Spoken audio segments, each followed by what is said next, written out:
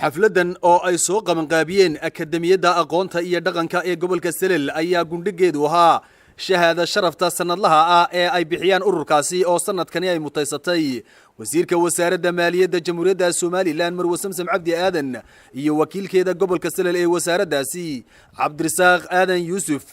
oo lagu maamusay waxqabadka sanadkan 2016 ayaa waxa ka soo qayb galay maamulka gobolka Selel kuwa degmada Saylac madaxda booliska ee gobolka cuqaal waxgarad haween iyo marti sharaf kale oo aad u tiro badan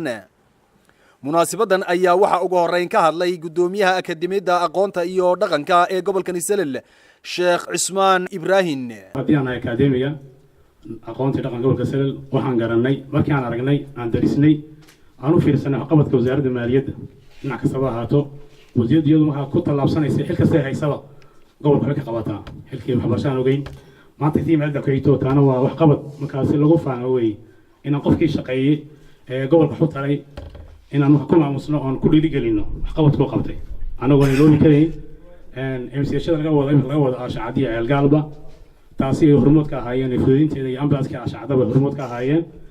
maamulaha iyo waxa kale oo iyaguna halkaasi hadal ka kooban oo mahadnaq iyo warbixin isugu jira ka soo jeediyay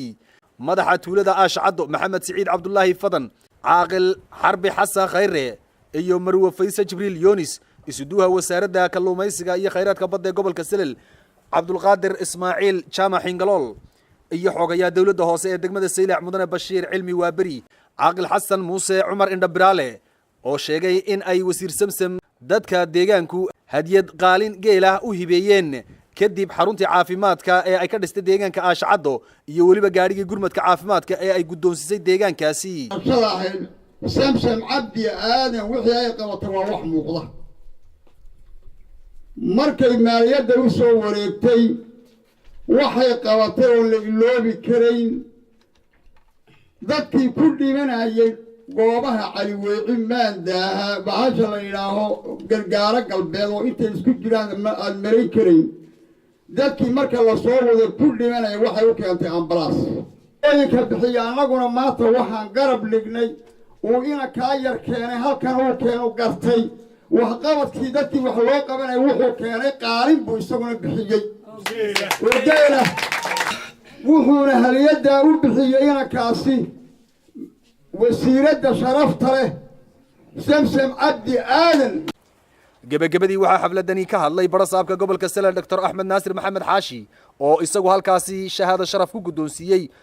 isuduha wasaaradda maaliyadda ee gobolka Selel Cabdirasaaq Aadan Yuusuf iyo wasiirka wasaaradda maaliyadda Marwo Samsam Cabdi Aadan taasi oo ay sanadkan ku mutaysteen waxqabadka ballaaran ee ay ka fuliyeen gobolka Selel aad ku amaanteen wixii ay qabteen iyo inta hambalyeyseen labalaabkeed baan hambalyeynaya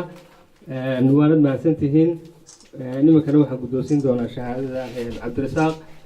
wasiiradana isaga ayaa inama joogtay u gudoomi doona ugu dambeyntii waxa halkaasi hadal mahadnaqa ka soo jeediyay Cabdirasaaq Aadan Yuusuf iskuduwa wasaaradda maaliyadda ee gobolka Selel isagoo u mahadnaqay dhammaan dadweynaha ka soo qaybgalay xafladaasi iyo waliba kuwii geela gudoonsiyay sanadkani waxaan kaloo mar labaad idinka gudoon soo arki doona hashii labaad ee aad siiseen wasiirka wasaaradda maaliyadda iyadoo live mar saddexaadna waxaan idinka gudoomishaa sharafkii aad ugu siiseen gaarsiinta wax gaarsiinta ay wasiirka wasaaradda maaliyadda waxay idiin soo dhiibto anigu gaarsiiyaan ka ahay laakiin waxa weeyaan gaarsiinta aan soo gaarsiiyay sharafkii aad ugu siiseenna aad iyo aad baan idinku mahadnaqaya Maxamed Cawaala Daahir Radio Hargeysa magaalada Saylac